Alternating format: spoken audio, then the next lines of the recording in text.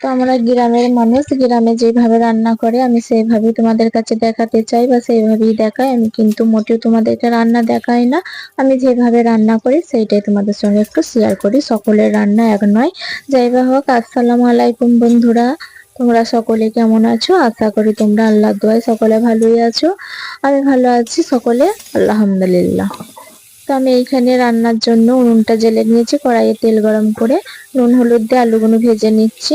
এদিকে গ্যাসের ওভেনে আমি ভাতটা চাপিয়ে দিয়েছিল, কারণ রোজা রেখে সমস্তটা চুলোয় করা সম্ভব নয়, সেই জন্য আমি ভাতটা গ্যাসের ওভেনে রান্না করে নিয়েছি।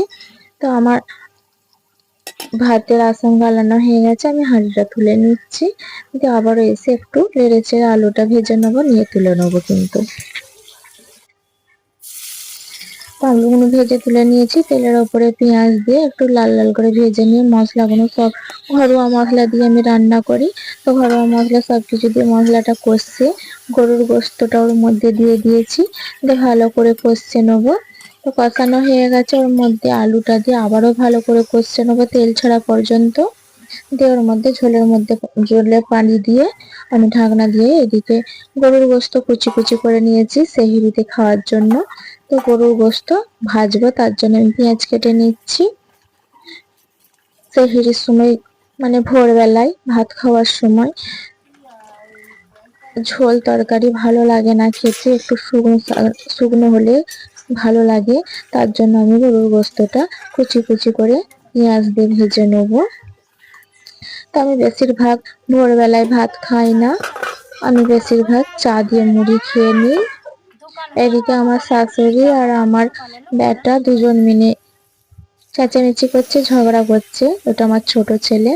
তো যাই বা হোক, আমার এখানে পেঁয়াজ, গরুর গোস্তটা আর আমার ঘরোয়া মশলা আদা রসুন সবকিছু দিয়ে আমি কষে নিচ্ছি। নিয়ে একটু পানি দিয়ে সেদ্ধ করার জন্য ঢেকে দিয়েছি। দিয়ে এইদিকে আমি এগুলো তুলাতুলি করে নিচ্ছি। তুলাতুলি করে নিয়ে এটা হতে থাকবে, আমি ঝাঁটপাটগুলো দিয়ে নেবো। তো সুন্দর করে ঘরোসাটাগুলো আমি ঝাঁট দিয়ে নিয়েছি, বিছানা টিছানা সবকিছু গুছিয়ে নিয়েছি। আমাকে সকালের দিকেও রান্না করতে হয়, কারণ সবাই তো রোজা না, বাচ্চাগুলো রোজা রাখতে পারে না। আর আমার বর মানে তোমাদের দাদা, সে রোজা রাখতে পারে না, সে অসুস্থ, মাঠে কাজ করে, তো সে রোজা রাখতে পারে না, তাই আমায় দুবেলায় রান্না করতে হয়। তো আমি রান্না করে নিয়েছি, রান্নাটা তুলে নিয়েছি, নিয়ে আমি ছোলাগুলো সেদ্ধ করার জন্য বসিয়ে দিয়েছি।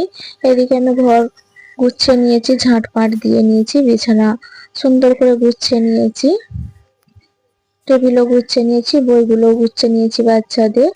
তো এইদিকে সবকিছু হয়ে গেছে। এই ঘরটা আমার শাশুড়ি থাকে, শাশুড়ির ঘরটাও ভালো করে গুছিয়ে নিয়েছি সুন্দর করে। তো এইদিকের কাজগুলো আমার সমস্ত কিছু হয়ে গেছে। এবার আমি চলে যাচ্ছি কলতলায়, কিছু কাপড় চোপড় আছে ভিজিয়ে রাখবো, গোসল করার আগে এগুলো কেচে নেবো। তো আজ ভিডিওটা এই পর্যন্তই। সকলে ভালো থেকো, সুস্থ থেকো, আমার লেগে সকলে দোয়া করে দেওয়া। আল্লাহ হাফেজ।